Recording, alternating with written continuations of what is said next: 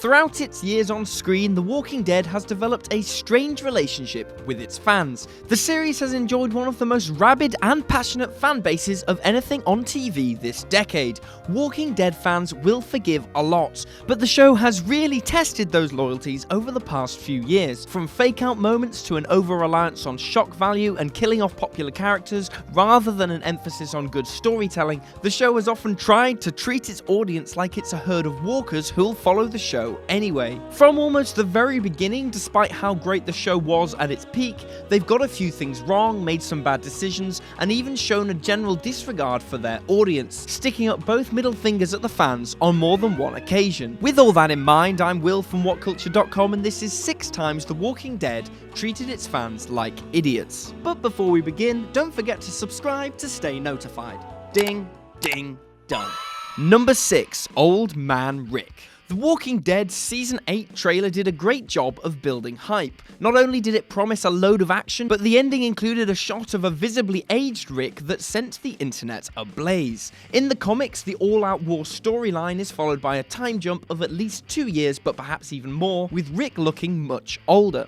It seemed like The Walking Dead was ready to really push on into the future. They teased it further in the premiere before dropping it for a while, and then eventually we got the big reveal.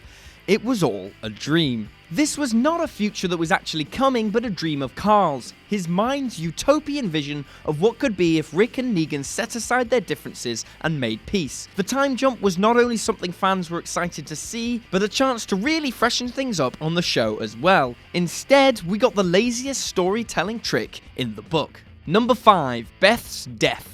Season 5 is one of the show's best runs, arguably even the best, but it's not free from error. The Beth at the hospital storyline was built up for half of the season, with the fan hopes very high for a strong resolution. Finally, the heroes arrive to save her, only for Beth to turn around and meekly take a swipe at police officer Dawn with a pair of scissors, resulting in a shot being fired and Beth being killed off, undoing the fact that the whole point of the storyline had been finding her and wasting all that character development she'd undergone in the process. To rub salt into the wounds, The Walking Dead then spoiled the death for half of its audience on Facebook.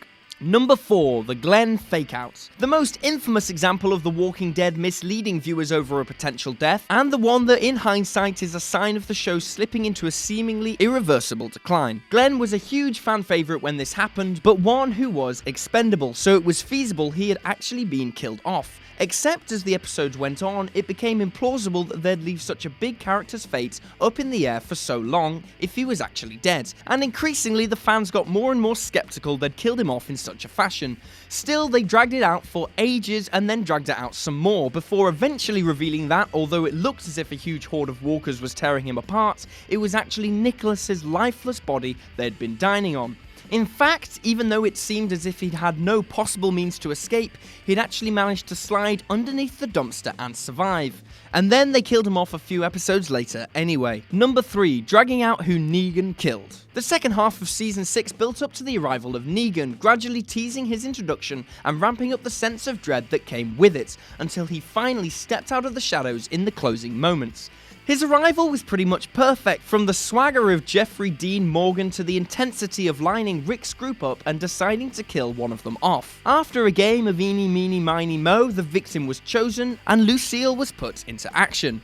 This was all great, apart from the choice to shoot it from the point of view of the person being attacked, meaning we had no idea who the victim was, and since this was the finale, wouldn't find out for another few months. The Season 6 finale is one of the show's most controversial episodes, but it didn't get much better in the Season 7 premiere. As if the past few months weren't long enough to linger on a fairly lazy cliffhanger, the opening episode dragged out the death for another 20 minutes or so before bashing in the skulls of Abraham and Glenn, which were the ones all of the fans expected to die anyway.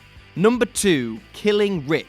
Say Yes was actually one of the better episodes of Season 7, all things considered. It was a mostly fun little romp, and the setting allowed for all the fun of the fair. Leaving aside that terrible CG idea, the show leads to Rick on the ground surrounded by walkers who are feasting upon his flesh. Except, of course, they're not, because this is Rick's show. Proving they don't really learn from their mistakes, it's another fake-out moment where the writers tried to trick the viewers.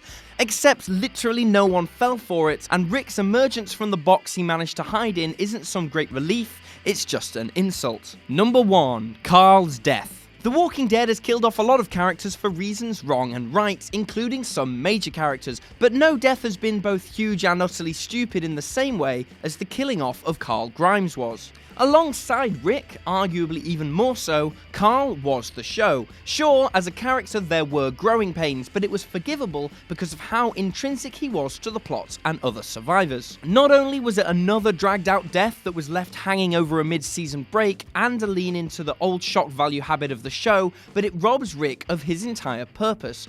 Carl was the future of this world and the reason Rick kept on fighting, as well as having some big moments from the comics still to hit. Without Carl, Rick had nothing to fight for, and it's hard to see what the future of the show is other than more of the same. It might have been shocking and emotional in his goodbye episode, but ultimately it's a cheap trick that undermined years of investment in the series from the fans. And there you have it, folks, proof that even the greatest of shows can, across an 8-season run, on occasion, treat its fanbase with a little less respect than they deserve. Don't forget to drop a comment, like, share, subscribe, and visit whatculture.com for daily news and articles. This is Will for What Culture, and thanks for watching.